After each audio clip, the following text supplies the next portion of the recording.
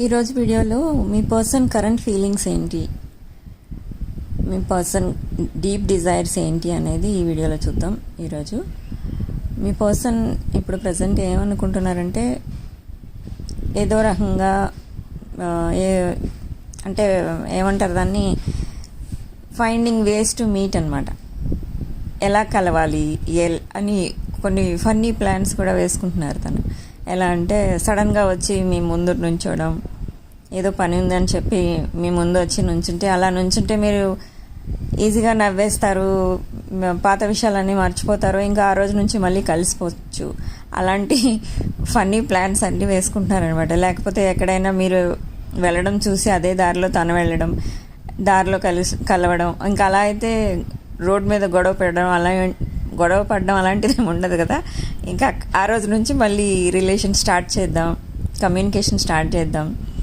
అలా అయితే ఏ గొడవలు ఉండవు. ఇప్పుడు ఎందుకంటే ఇతను ఇలాంటి ఫన్నీ ప్లాన్స్ వేస్తున్నారు, మీ పర్సన్ ఎందుకంటే ఇలాంటి ప్లాన్స్ వేస్తున్నారు. స్టార్టింగ్లో రీసెంట్ పాస్ట్లో మీరు ఏం చేసేవారంటే, మీ పర్సన్ బ్లాక్ చేసిన, మెసేజ్ చేయకపోయినా, కాల్ చేయకపోయినా, మీ నెంబర్స్ అన్నీ బ్లాక్ చేసినా కూడా మీరు మీ పర్సన్ని చేసేవారు. అంటే వాట్సాప్లో కానీ, ఇన్స్టాగ్రామ్లో కానీ, టెక్స్ట్ మెసేజ్ల ద్వారా కానీ, వేరు నెంబర్స్ నుంచి, వేరు పేర్ల నుంచి మీరు మెసేజ్ చేయడం, కాల్స్ చేయడం అలా చేసేవారు. సో మీ పర్సన్ ఏమనుకుంటున్నారంటే ప్రతిసారి మీరే కాళ్ళ బేరానికి వస్తున్నారు కాబట్టి ఇంకా మీరు మూవ్ ఆన్ అయ్యే ఛాన్సెస్ లేదు. ఎన్ని రోజులైనా, ఎన్ని నెలలైనా, ఎన్ని సంవత్సరాలైనా మీరు తన కోసమే ఎదురు చూస్తూ టైంపాస్ చేస్తారు, కానీ మూవ్ ఆన్ అయితే అవ్వలేరు అన్న ధైర్యం ఎక్కువైపోయింది మీ పర్సన్కి. సో మీరు కొంచెం డిస్టెన్స్ మెయింటైన్ చేయండి. అంటే మీరు చేస్తున్నది కూడా కరెక్టే. ఈ మధ్య మీరు ఎక్కువగా మెసేజెస్ అవి చేయట్లేదు, కాల్స్ చేయట్లేదు, చేజింగ్ ఆపేశారు. సోషల్ మీడియా యాప్స్లో కూడా చేజింగ్ ఆపేశారు. సో మీ పర్సన్ ఏమనుకుంటున్నారంటే ఇప్పుడు మీరు మెచ్యూరిటీ మైండ్ వచ్చేసింది నా పర్సన్కి. సో ఈ డిస్టెన్స్లో, అంటే ఈ గ్యాప్లో, తను తీసుకున్న స్పేస్లో మీరు వేరే ఎవరికైనా దగ్గర అయిపోతారేమో, మీ పర్సన్ని వదిలేస్తారేమో అన్న భయం కూడా ఉంది ఒక పక్క. ఇంకొకటి ఏంటంటే తను, మీ పర్సన్ ఇదివరకు మెచ్యూరిటీ ఉన్నట్టుగా బిహేవ్ చేసేవారు మీ దగ్గర, మీకంటే వెల్ డిసిప్లిన్డ్ లాగా, మెచ్యూర్డ్ మైండ్ ఉన్న వాళ్ళు ఎలా బిహేవ్ చేస్తారో అలా బిహేవ్ చేసేవారు. కానీ ఇప్పుడు అలాగ మీరు చేస్తున్నారు. అయినా కూడా అటు నుంచి మీకు రిప్లై కానీ ఏమి కానీ సింగిల్ వర్డ్స్లో వస్తుంది. కొంతమందికి కొన్ని కేసెస్లో అయితే అది కూడా రావట్లేదు, కంప్లీట్లీ బ్లాక్డ్ అనమాట. కొంతమందికి అయితే టెక్స్ట్ మెసేజెస్ వస్తున్నాయి, టెక్స్ట్ మెసేజెస్లో రిప్లైస్ వస్తున్నాయి 3 డేస్కి 4 డేస్కి ఒకసారి అట్లా. సో కొంతమందికి అయితే అది కూడా లేదు, కంప్లీట్లీ బ్లాక్డ్ అనమాట, నో కాంటాక్ట్. సో మీరు ఈ డిస్టెన్స్ మెయింటైన్ చేస్తే తను తప్పకుండా మీ దగ్గరికి త్వరలోనే వస్తారు.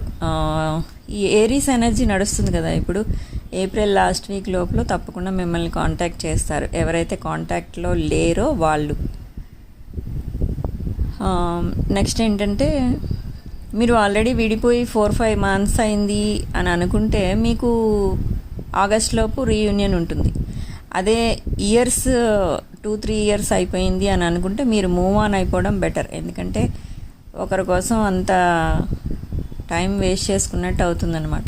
మిమ్మల్ని కేర్ చేయనప్పుడు మీరు మూవ్ ఆన్ అయిపోవడం, లేకపోతే మీ కెరీర్ మీద ఫోకస్ చేయడం అలాంటివి చేసుకోవడం బెటర్, హీలింగ్ చేసుకోవడం బెటర్. ఎందుకంటే స్టక్ ఎనర్జీలో, నెగిటివ్ ఎనర్జీలో ఎక్కువసేపు మనం టైం పాస్ చేస్తే, టైం స్పెండ్ చేస్తే మనం కూడా నెగిటివ్ పీపుల్ అయిపోతాం. So negative people attract negative people, negative energy, negative things ఇలా ఉంటుందన్నమాట. సో నెగిటివిటీలో ఎక్కువ రోజులు, ఎక్కువ కాలం ఉండడానికి ట్రై చేయొద్దు. ఆ నెగిటివ్ పీరియడ్ని కూడా మీరు మీ కెరీర్ మీద ఫోకస్ చేసుకోండి.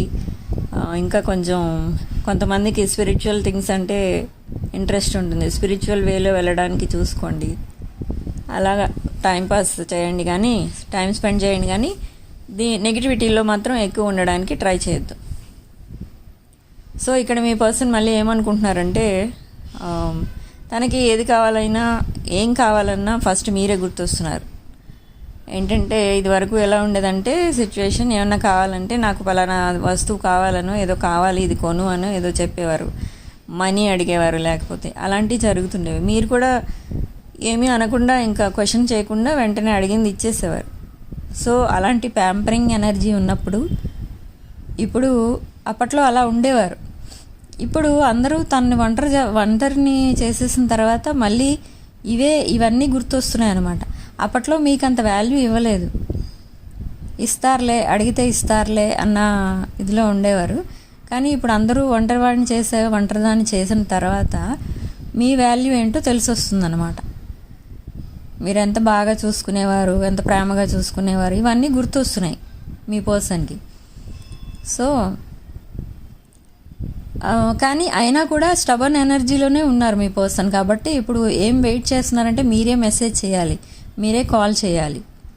అది కూడా ఇప్పుడు కాదు, మీ పర్సన్కి ఎప్పుడు మీతో మాట్లాడాలనిపిస్తే అప్పుడు మీ కాల్ వస్తే ఆర్ మెసేజ్ వస్తే అప్పుడే రిప్లై ఇస్తారు. ఎందుకంటే ఇప్పుడు ఇంకా స్టక్ ఎనర్జీలో ఉన్నారు, ఫ్యామిలీతో గొడవలు. సో అందరూ కలిసి మీ పర్సన్ని ఒంటరి చేశారు. ఇది ప్రస్తుతం నడుస్తున్నది. అది ఫైనాన్షియల్ ప్రాబ్లమ్స్లోకి నెట్టేశారు.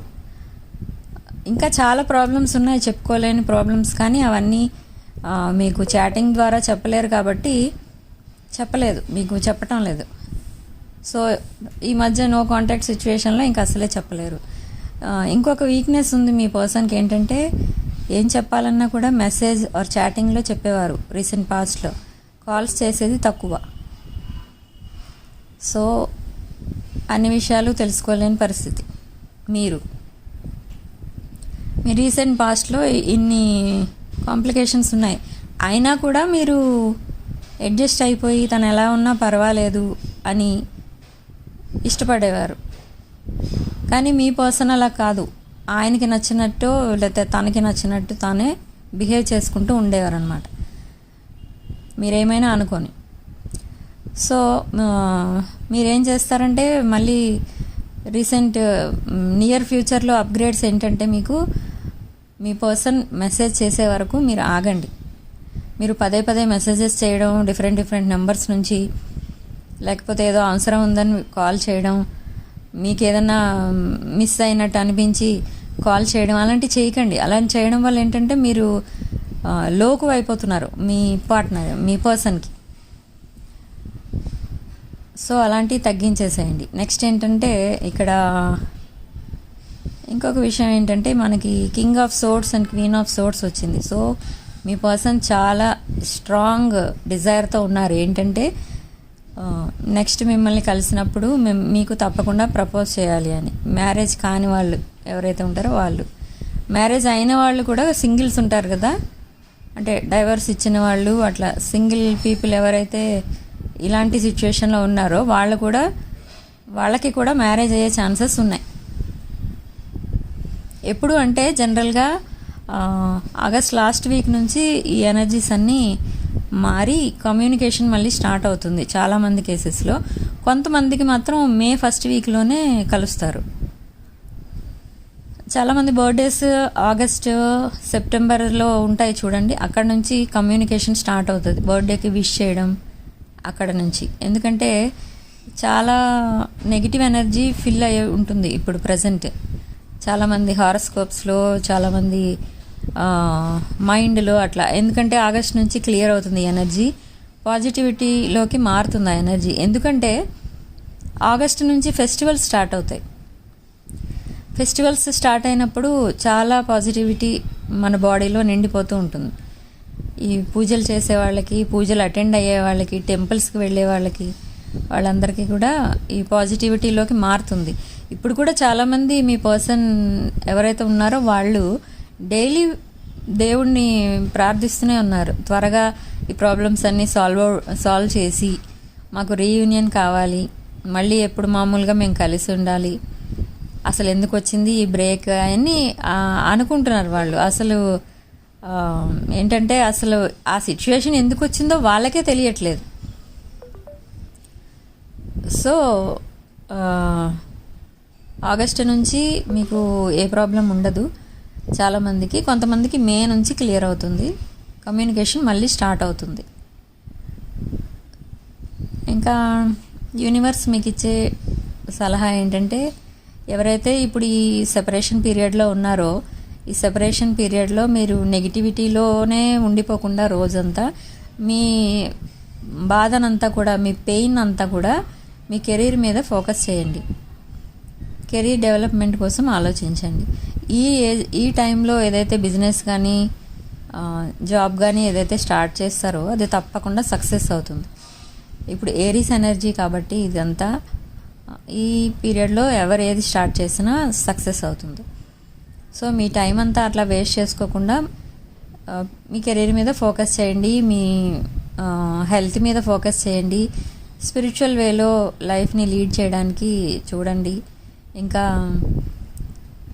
హెల్తీ డైట్ తీసుకోవడానికి చూడండి, మెడిటేషన్ చేసుకోవడానికి ట్రై చేయండి. ఇంకా ఇది ఏంటంటే ఇది కొంత పీరియడ్ అంతే.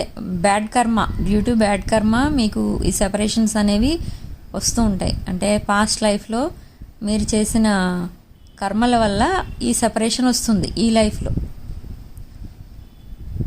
ఇప్పుడు మీ పర్సన్ అనే కాదు, సపోజ్ ఇప్పుడు మ్యారీడ్ పీపుల్ కూడా వైఫ్ అండ్ హస్బెండ్ ఉన్నారంటే వాళ్ళిద్దరు వైఫ్ అండ్ హస్బెండ్ ఇంట్లో ఉంటారు కానీ కలిసి ఉండరు.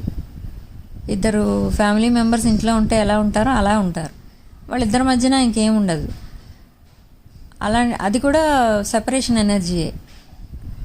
ఇవన్నీ ఎందుకు ఏర్పడతాయంటే మన పాస్ట్ లైఫ్స్లో జరిగిన బ్యాడ్ కర్మ వల్ల మనకి ఈ జన్మలో మనం అలాంటివన్నీ సఫర్ అవ్వాల్సి వస్తుంటుంది అనమాట. అలాంటి వాళ్ళతో మ్యారేజ్ అవ్వడం, మళ్ళీ విడిపోవడం, మళ్ళీ ఇంకొకళ్ళని కలవడం, మళ్ళీ విడిపోవడం, మ్యారేజ్ రిలేషన్లో ఉండగా కూడా ఇంకొకరిని కలవడం, అలాంటి ఈ రిలేషన్స్ అన్నీ కూడా మనకి కర్మ ఫలితాలు అనమాట. అవన్నీ భరించాలి, తప్పదు.